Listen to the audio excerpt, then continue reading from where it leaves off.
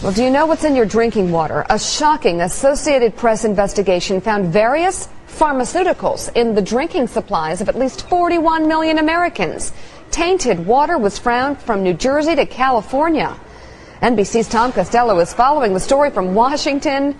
Tom, I've been dying to ask somebody some questions about this story. First of all, what kinds of drugs are we talking about, and how dangerous is this? Pretty wide range. Here's the drinking water in Washington, D.C. They found 6 pharmaceuticals in our drinking water here. They include ibuprofen, caffeine, monosin, and about 3 or 4 others. In Philadelphia, they had 56 pharmaceuticals or byproducts. They range everything from epilepsy medication to mental health medicines to pharmaceuticals that really run the gamut. Here's the bottom line from the Associated Press on the study they did. It was, as you mentioned, a 5-month investigation involving the AP investigative team. 50 major cities in 50 states were looked at, and drugs were found in the water of 24 major cities. We're talking 41 million Americans here who drink that water. So what's in the water? Everything from acetaminophen and ibuprofen to mood stabilizers, antibiotics, angina, heart, as well as cholesterol drugs, and even sex hormones.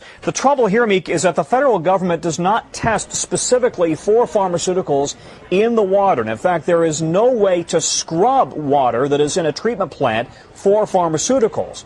And so now we have a situation where states and cities across the country are just starting to realize that there are the remnants of pharmaceuticals in the drinking water. All of that said, we should emphasize, we're talking here about parts per billion or trillion, really minute traces of pharmaceuticals that are in the water. And you say, well, how did it get there?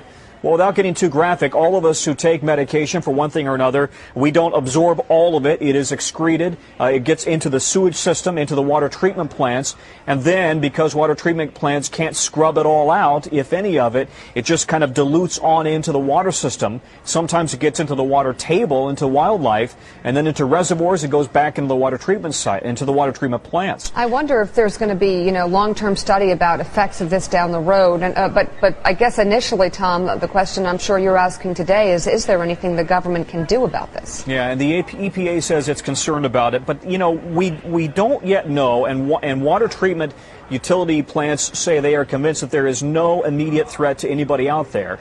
That said, I did a story about 4 years ago in which we found a river in Colorado, and now we know there are many rivers, in which the fish were turning from male to female. And the reason was because there was too much estrogen in the water. The natural female hormone was literally turning male fish into female fish, and the thinking was that this is a canary in a coal mine.